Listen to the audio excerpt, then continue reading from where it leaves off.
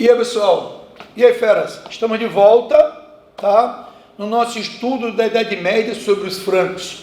Terminamos aqui no nosso último vídeo, onde Pepino o Breve, majordomos, prefeito do palácio, uma espécie de primeiro-ministro, filho de Carlos Martel, vai dar um golpe, tira o último rei merovingio do trono e assume o trono para ele.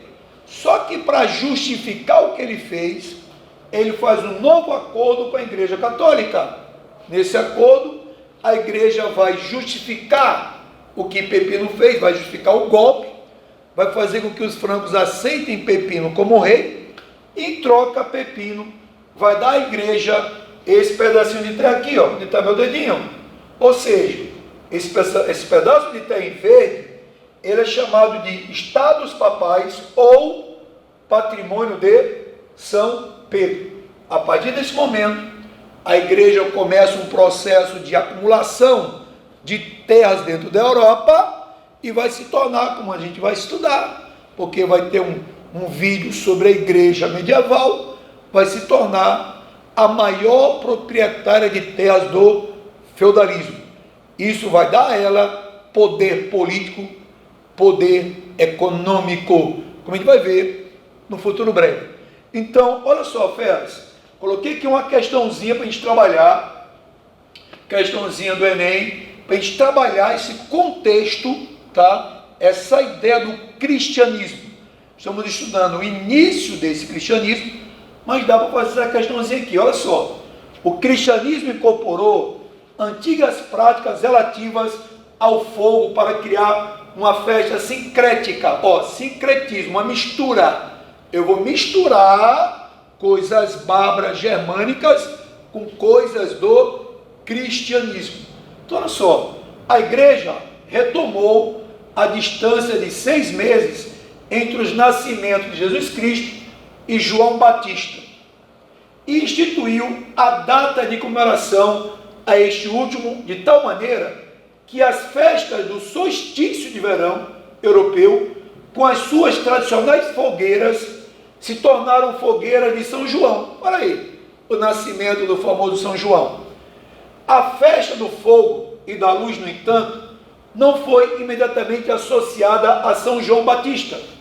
Na Baixa Idade Média, algumas práticas tradicionais da festa, como banhos, danças e cantos, foram perseguidas por monges e bispos da Igreja Católica.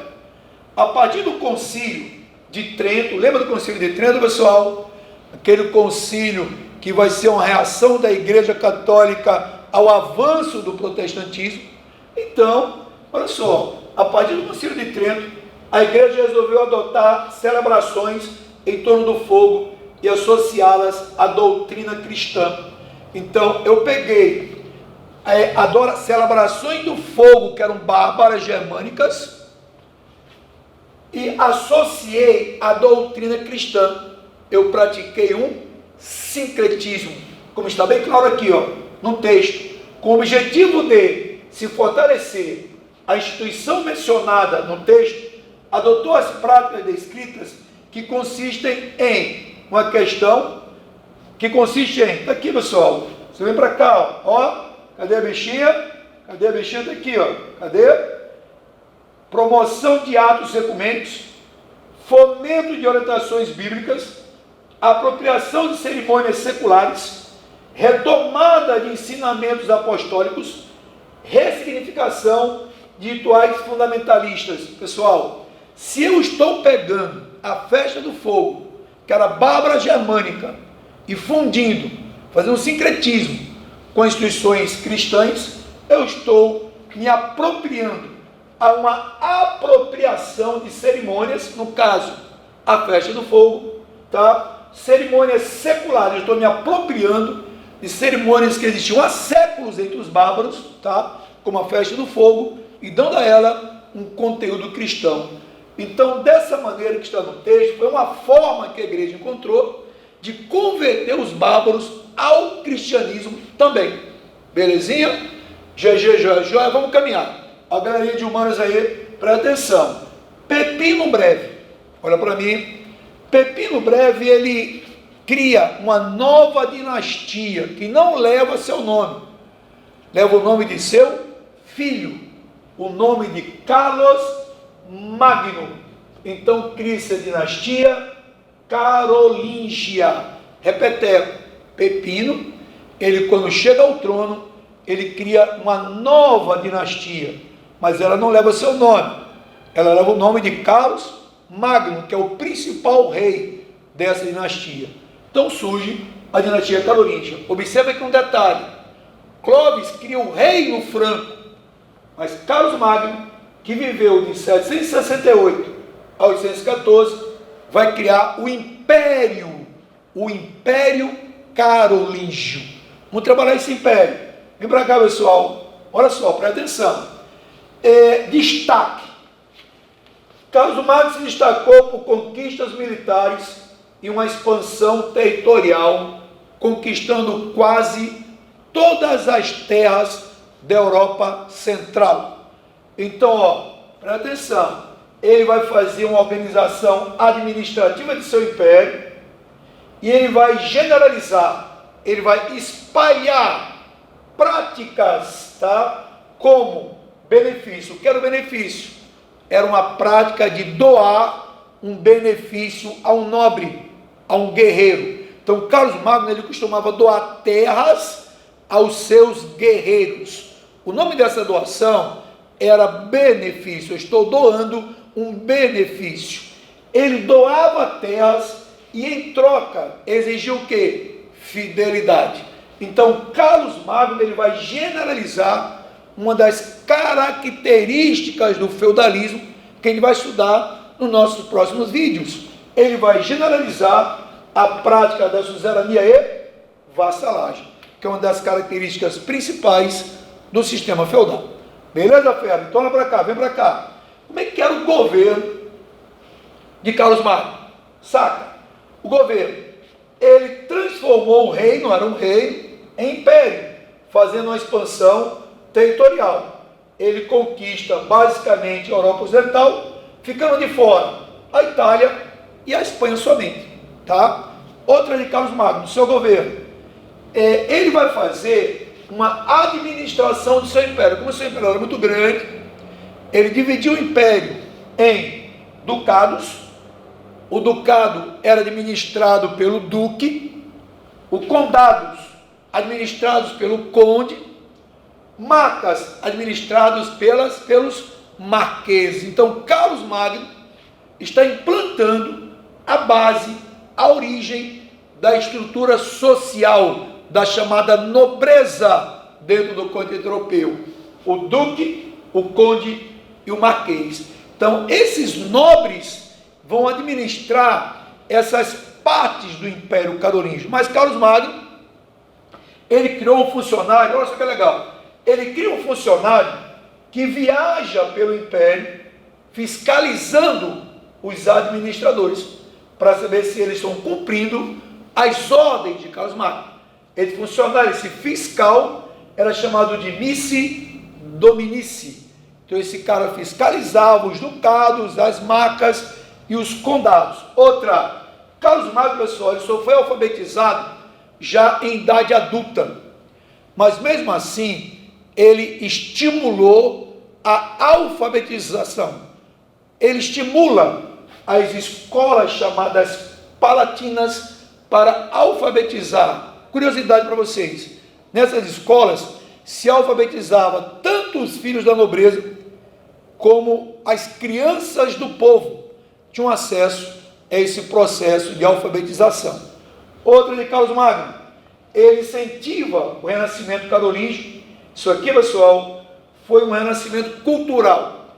Ele estimula a cultura de origem latina, de origem romana, dentro do seu império. E outra, olha para mim agora, para tudo, questãozinha de Enem, cuidado com o vermelhinho, tá? Olha para o quadro, presta atenção. Na noite de Natal do ano 800, o Papa Leão III vai coroar Carlos Magno, imperador do Ocidente. Olha a imagem da coroação. Observe o detalhe. Carlos Magno de joelhos. E aqui o Papa Leão III, coroando ele imperador do Ocidente. Escute, professor Fábio, por que a igreja fez isso? A igreja queria pegar o poder centralizado de Carlos Magno, tá? E fazer renascer. O lance da igreja era tentar recriar o antigo Império Romano. E outro objetivo da igreja era que, através do poder centralizado de Carlos, a igreja iria combater melhor a presença islâmica, muçulmana, sarracena na Península Ibérica. Então ele queria usar esse poder centralizado para combater os chamados infiéis, como a igreja chamava os muçulmanos, tá? Então, repetindo, a igreja quer usar Carlos Magno, seu poder centralizado, para recriar o Império Romano. Mas, Fábio, por que Carlos Magno, um guerreiro, tido como muitos o melhor guerreiro da Idade Média, o cara era um imperador, como é que ele fica de joelhos perante o Papa? Isso deixa bem claro que, para você ser rei na Idade Média, para você ser imperador na Idade Média, você precisava ser justificado pela Igreja Católica.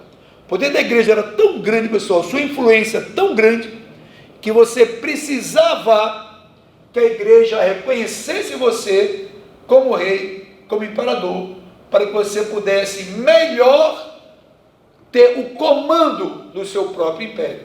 Então, Carlos Magno vai se sujeitar ao poder da igreja.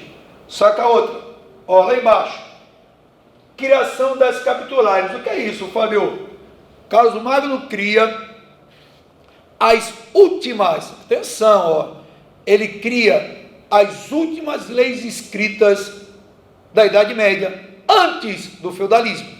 Uma das características do feudalismo, pessoal, vão ser as leis orais, as leis consuetudinárias. Então, Carlos Magno pega e cria um conjunto de leis escritas, divididas em capítulos, dá o nome capitulares para essas leis. E finalmente morre em 814. Agora eu queria que você olhasse aqui para a tela. Eu vou sumir aqui um pouquinho da tela, que eu vou ao computador, e você dá uma olhada nesse esqueminha, nesse mapa, ó. Olha o mapinha aí, pessoal. O mapa aí abaixo de Carlos Magno, que eu preparei para vocês. Olha só, vamos voltar, vamos ter acesso ao mapa. Presta atenção. Esse tamanho, ó, presta atenção, de novo.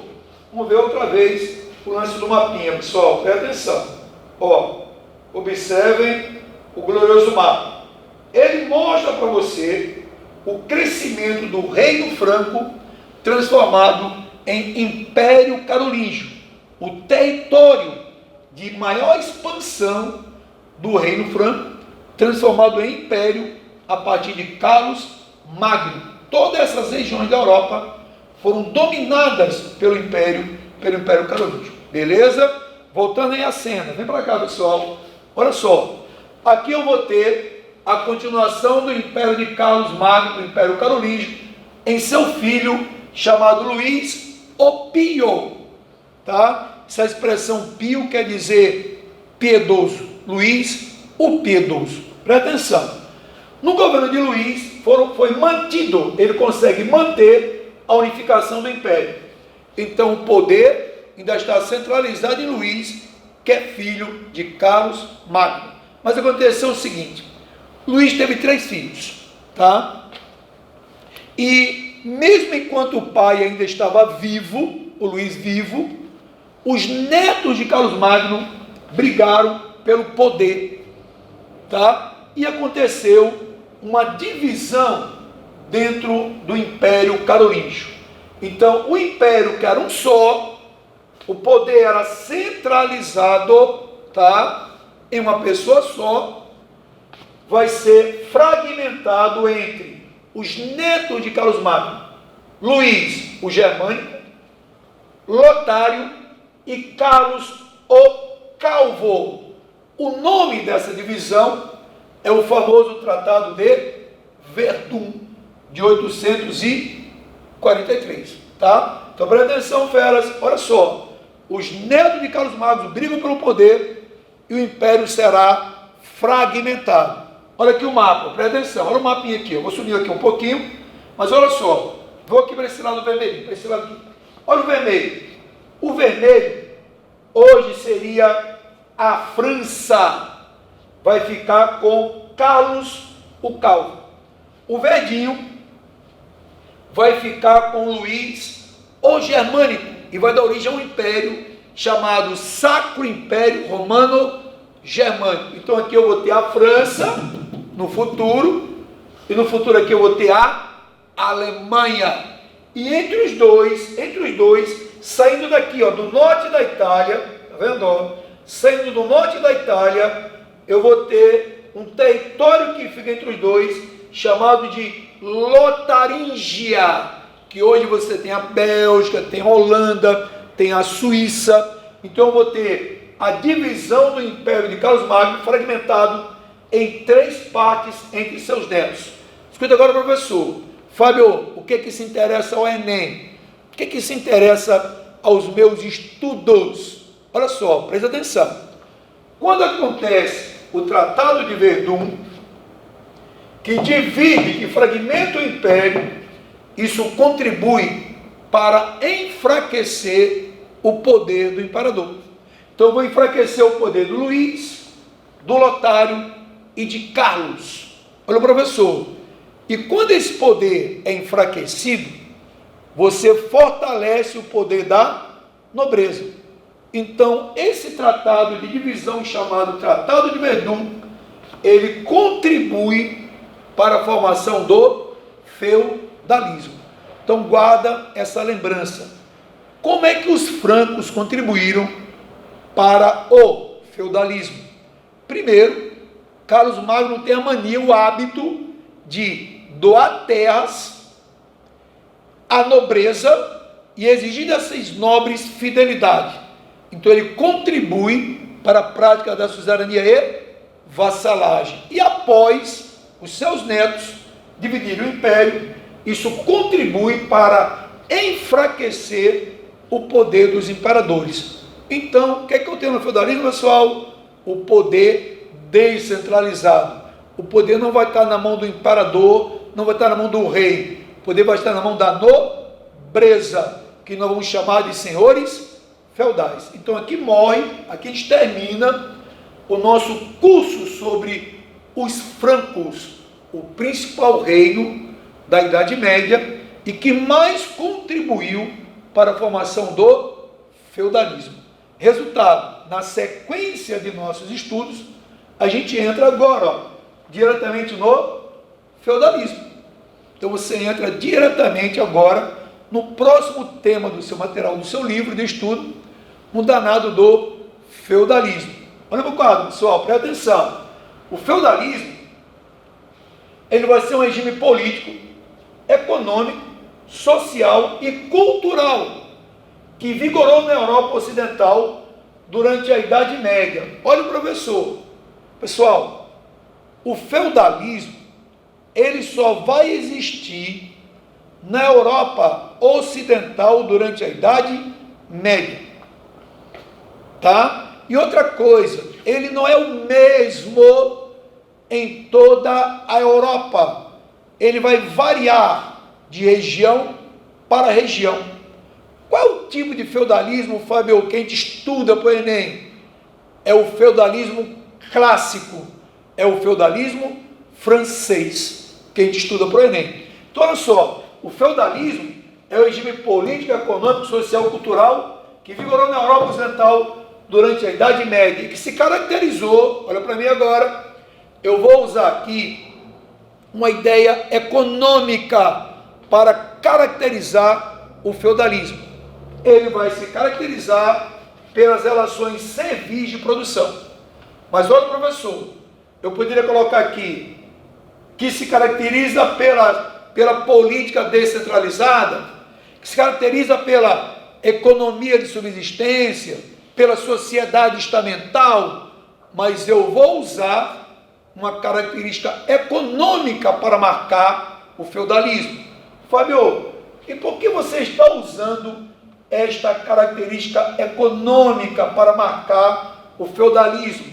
Porque, olha a dica do professor, onde você encontrar essas relações de produção, chamadas relações servil de produção, onde você encontrá-las, isso aí é feudalismo. Não tem por onde correr. Encontrei esse tipo de relação, chamada servil de produção, eu estou dentro do feudalismo.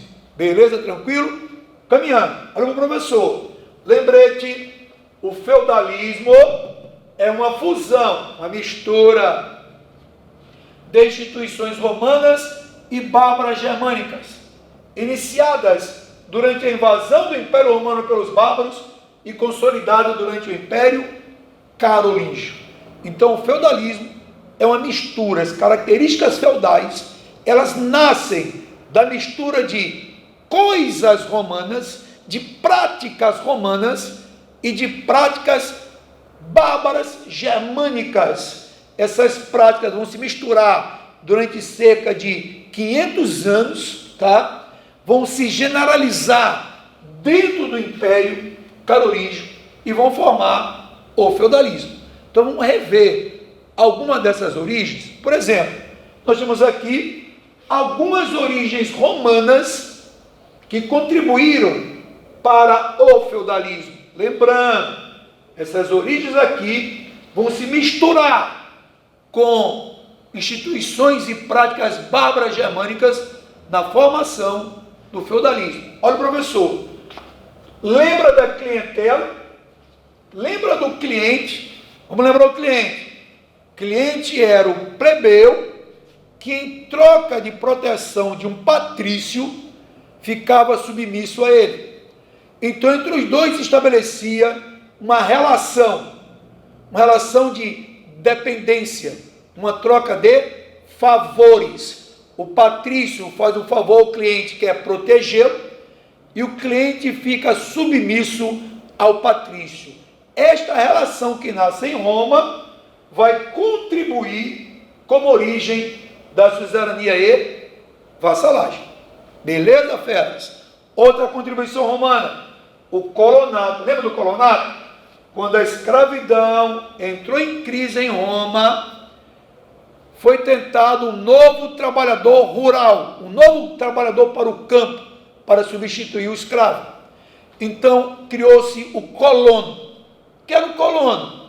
O colono era um trabalhador que ficaria preso à terra, não poderia sair mais daquela terra, e na terra que ele está preso, ele iria produzir a agricultura, e uma parte de tudo que ele produz, ele dava para o dono da terra. Ou seja, o colono romano vai virar o servo medieval, que é o principal trabalhador do feudalismo, da Idade Média. Outra de Roma, a Igreja Católica e o próprio cristianismo. Então, a Igreja Católica, ela vai sobreviver às invasões e vira a principal instituição feudal da Idade Média. E o cristianismo vira a principal religião praticada na Europa medieval. Então aqui eu tenho algumas instituições romanas que vão se unir a essas aqui, pessoal, olha só, que vão se unir a algumas instituições germânicas. E dessa fusão vai nascer o feudalismo. Olha para mim, como é que os germânicos contribuíram, Fábio, para a formação do feudalismo? Economia. Pessoal, você lembra como era a economia do Império Romano? Urbana, comercial. Olha como era a economia dos germânicos. Agropastoril e natural. Economia natural é aquela economia de subsistência, é aquela economia que não se produz para o mercado, é aquela economia que não se usa dinheiro para movimentar essa economia. E aí você tem o comitatus, presta atenção, professor, agora, hein? O comitatus é um juramento de fidelidade. O chefe guerreiro faz um juramento de fidelidade com os seus guerreiros. Se vocês forem fiéis a mim, o que a gente conquistar nas guerras, eu vou dividir com vocês. Esse juramento de fidelidade, chamado comitatus, contribui também para a suzerania e vassalagem. Você lembra que suzerano e vassalo vão fazer um juramento, como a gente vai estudar nos próximos vídeos. E o que é o benefício, Fábio, que está aqui em latim? Benefício era o costume do chefe guerreiro, costume esse praticado por Carlos Magno, era o costume de doar aos seus melhores guerreiros terras conquistadas. Então eu vou doar até o meu melhor guerreiro e vou exigir dele fidelidade. Então esse lance do benefício também contribuiu para a formação da suzerania e vassalagem. E para terminar, para concluir, chegando perto do final, os bárbaros não conheciam poder centralizado quando eles invadiram o Império Romano. Então, essa ideia de descentralização política contribui como característica da política do feudalismo. E o direito? Fábio, como é que eram as leis romanas? Escritas. Desde a criação das leis das 12 tábuas, que as leis romanas são escritas. Como eram as leis bárbaras germânicas, Fábio? Eram leis baseadas no costume, eram leis orais, eram leis consuetudinárias, baseadas no costume. Então, eu vou ter esses elementos bárbaros que se unem a elementos romanos, acontece uma fusão. Essa fusão vai dar origem às práticas do feudalismo. E essas práticas serão generalizadas dentro do Império Carolíngio. Beleza, feras? Então, um grande abraço para você. Voltaremos em breve com um novo vídeo, continuando, tá, o estudo sobre o feudalismo. Um abraço, um beijão e até a próxima oportunidade.